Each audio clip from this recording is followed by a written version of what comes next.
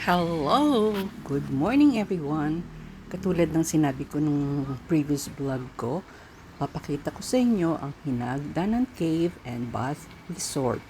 Malapit lang ito sa aking accommodation, bali nag-motorbike lang ako and then jeep papunta rito.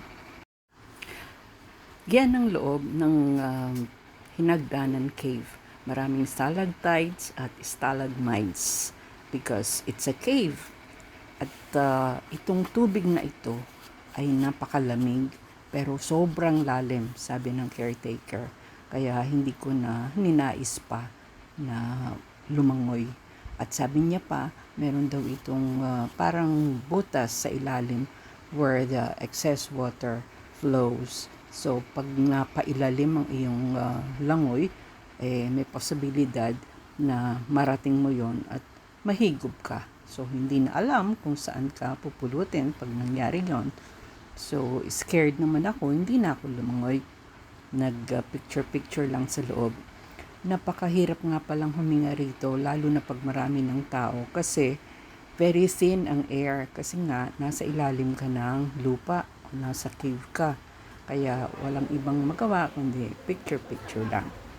So, nag-decide na rin ako na umakyat na since nakita ko na naman ang loob at maganda siya at ibang experience. Wala nga palang natural light dito, puro mga bulb lights lang kaya madilim. Kaya nung paakyat na ako, talagang todo kapit ako sa mga railings kasi nga madulas din dahil syempre mga galing sa baba, mga basa.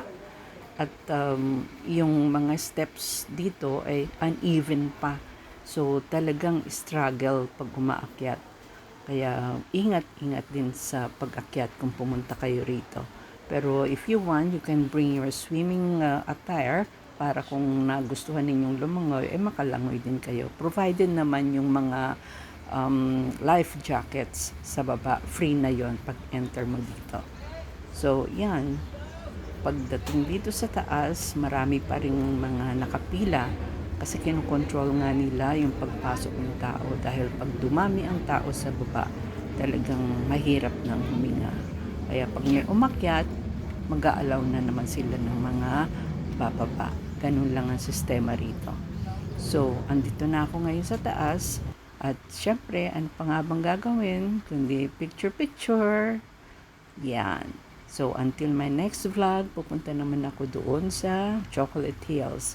Papakita ko rin sa inyo kung ano ang mga dadatnan ko doon. At syempre, maraming memories na naman tayong makukuha pagpunta natin sa Chocolate Hills.